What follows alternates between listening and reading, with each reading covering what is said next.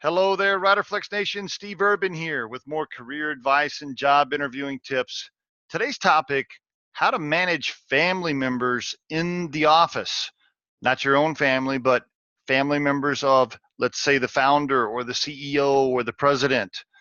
Many of you listening to this podcast work for small to medium-sized companies where that is the case. There are family members sprinkled throughout the building, and I want to give you my top 5 tips on how to manage that based on my own personal experiences in life so far.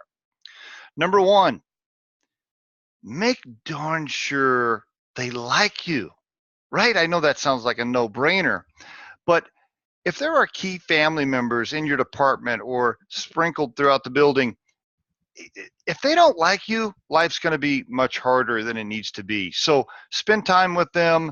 Make sure you're visiting with them about how their weekend was or how their son did at the softball game or whatever it is. Call it butt kissing, brown nosing, call it whatever you want. Bottom line is make sure they like you.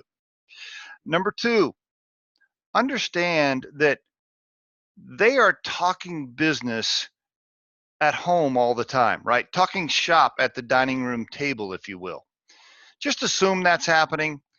Let's say, for example, that Johnny's in the marketing department and he's a well, let's call him the marketing manager, but you're the executive vice president of marketing and Johnny works for you.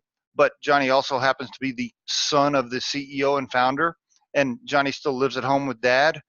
I can guarantee you Johnny's telling dad about the marketing department almost on a daily basis outside of the office. So just assume that everything that is discussed is making its way right to the founder and CEO pretty quickly.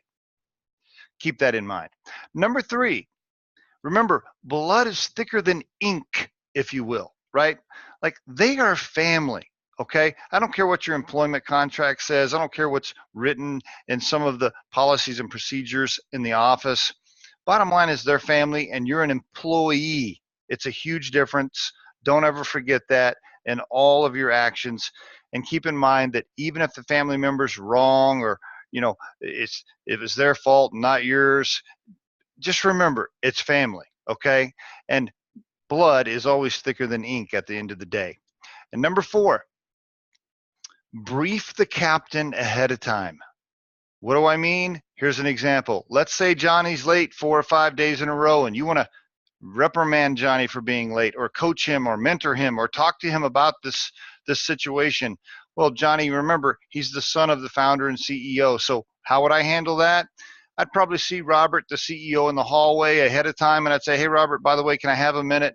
Just wanted to let you know I'm going to talk to Johnny today about his attendance. Also thought maybe you might know why he's been late on such a consistent basis. In other words, partner with Robert, the CEO, brief him ahead of time, just let him know what's going on. That way, once you talk to Johnny, if Johnny doubles back to dad, you've already prepared yourself for that. Robert already knows, he's not surprised, etc. Bottom line is, if you're going to do any type of coaching or reprimands with a family member, cover it with the captain first. And number 5, document everything. Cover your bases. For example, you talked to Johnny about being late. You had the conversation. Now you're following it up with an email to Johnny. You have a paper trail that says, hey, Johnny, per our discussion, you're going to fix A, B, and C, etc. Document your coaching and mentoring with an email, especially when it's not a serious enough offense to actually document it with some sort of human resource official write-up, etc. Document your other conversations in email and protect yourself there. And folks, there is your Riderflex tip of the day. As always, we greatly appreciate you listening. Our podcast can be heard just about anywhere these days. You can call in or email us with questions. We'll help you in any way we can. Visit riderflex.com to learn more about us and have a great day.